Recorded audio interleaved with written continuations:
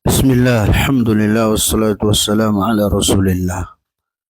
Kaum muslimin yang mudah-mudahan dimuliakan oleh Allah Azza wa Jalla, di dalam Al-Quranul Karim ada 3 ayat yang bisa dijadikan sebagai pedoman, sebagai pegangan, bahkan sebagai hiburan bagi khususnya mereka yang sedang tertimpa ujian dalam bentuk musibah ataupun yang lainnya.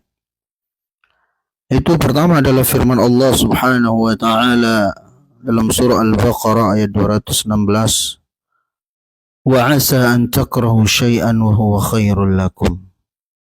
Yang artinya bisa jadi Anda membenci sesuatu padahal sesuatu itu adalah baik bagi Anda. Ikhwanil azza, terkadang kita dalam kehidupan di dunia ini itu mengalami hal yang pada dasarnya kita tidak senangi, baik itu dari musibah ataupun yang lainnya. Namun setelah berlalu sekian hari, kita baru sadari, oh ternyata apa yang sebelumnya, apa yang kemarin itu saya nggak senangi, ternyata justru itu mendatangkan kebaikan-kebaikan bagi diri saya. Maka di sinilah letaknya kita harus selalu berhusnudzan kepada Allah Subhanahu wa taala atas setiap takdir, atas setiap ketetapan yang Allah Subhanahu wa taala peruntukkan kepada diri kita.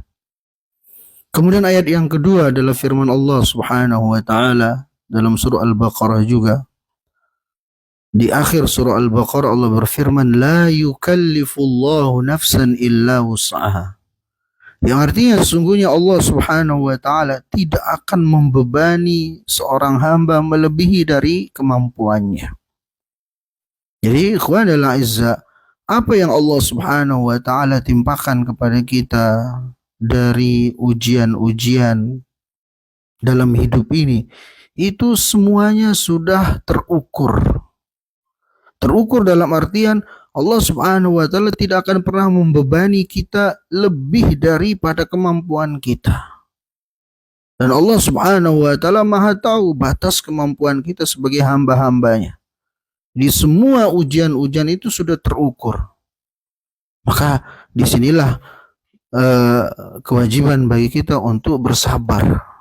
Bersabar atas ujian-ujian itu, karena sejatinya itu tidak akan pernah melebihi kemampuan kita sebagai hamba Allah Azza wa Jalla.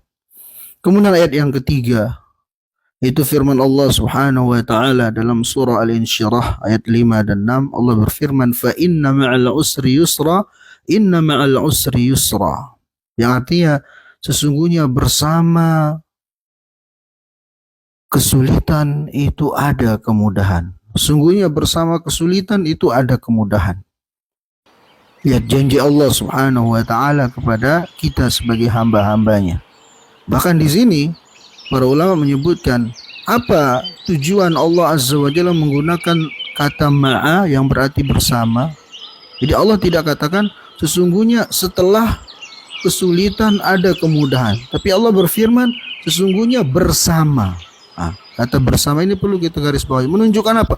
Menunjukkan dekatnya kemudahan-kemudahan itu. Ya, menunjukkan dekatnya jalan keluar, solusi-solusi yang Allah Subhanahu wa taala akan berikan kepada kita. Dan Allah mengatakan bersama. Sesungguhnya bersama kesulitan itu ada kemudahan. Sesungguhnya bersama kesulitan itu ada kemudahan. Bahkan 2 kali Allah ulangi. 2 kali Allah Subhanahu wa taala mengulanginya. Maka tugas kita di sini untuk yakin saja dengan apa yang Allah Subhanahu wa taala janjikan kepada kita, maka insya Allah solusi itu, jalan keluar itu, kemudahan itu dekat adanya. Demikian. Assalamualaikum warahmatullahi wabarakatuh.